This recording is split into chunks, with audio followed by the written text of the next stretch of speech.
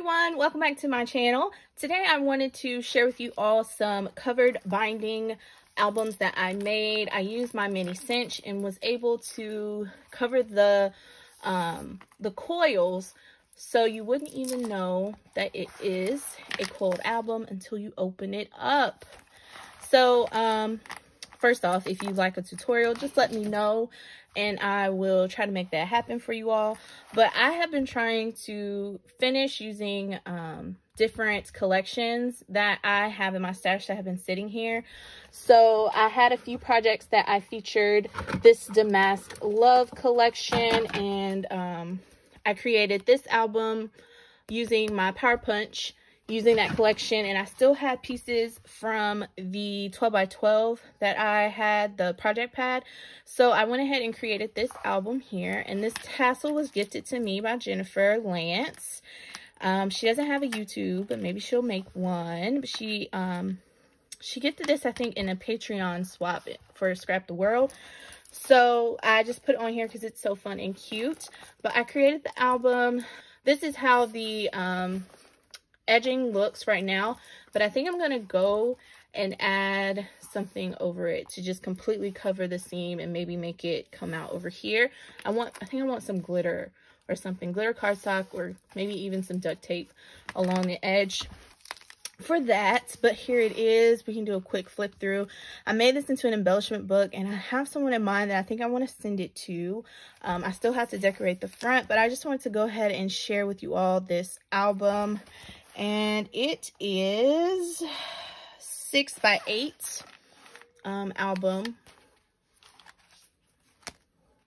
So I filled it with some stitched circles here. I covered them and used scraps, and then the project pad had a bunch of the punch outs, so I just layered those up, added flowers.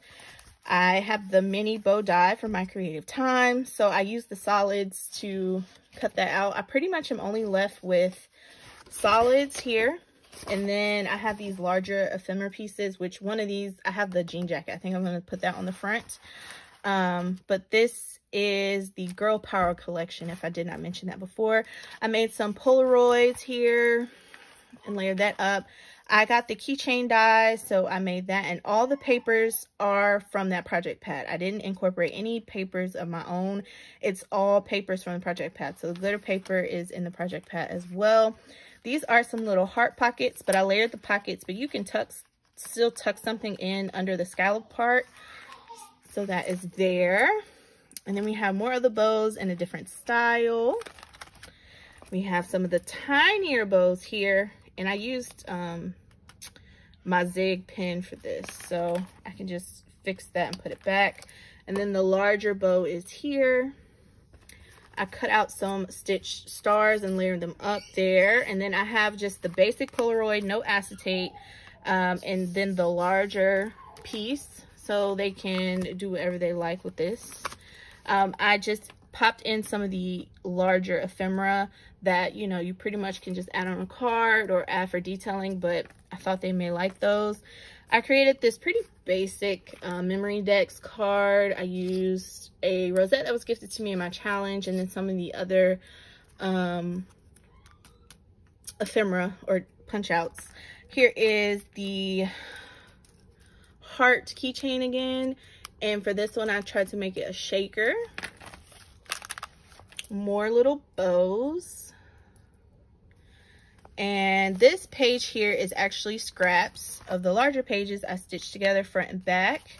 And then this one I have actually layered the squares from the Polaroids and the stars and just made a little scene here.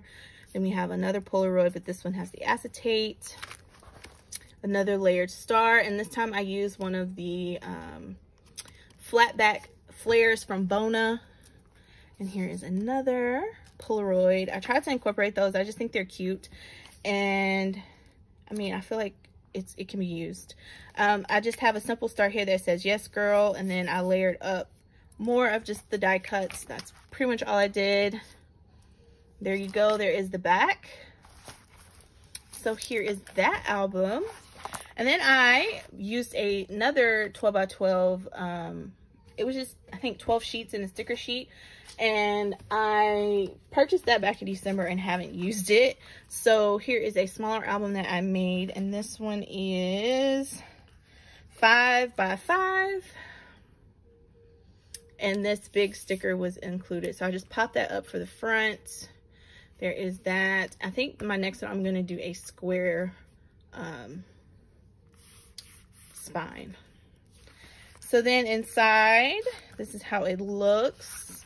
I think I was starting to figure out if I was going to embellish, but I don't think I am. This is actually going to be a gift for someone, and I have some wallet size photos that they can use if they decide they want to make this into a photo album. But I used all the papers, and I even, for the papers, I left them unbound. So if they want to turn these into pockets, they can. I didn't want to take that away from them. If they want to have it where they can stick stuff inside, they can. Be easy to just add some glue and seal it up. But I mean, it stays in place because of the rings. So yeah, so there's, I think, at least 2 of each print. And there we go. And there that is. And I may even go back and try to add like a closure, some seam binding, tuck the front under here, and just put the back here and cover it up with a button. But yeah, so these are my hidden coil binding albums that I created using my mini cinch. Again, if you like a tutorial, just let me know down below. But thank you all so much for watching, and have a great day.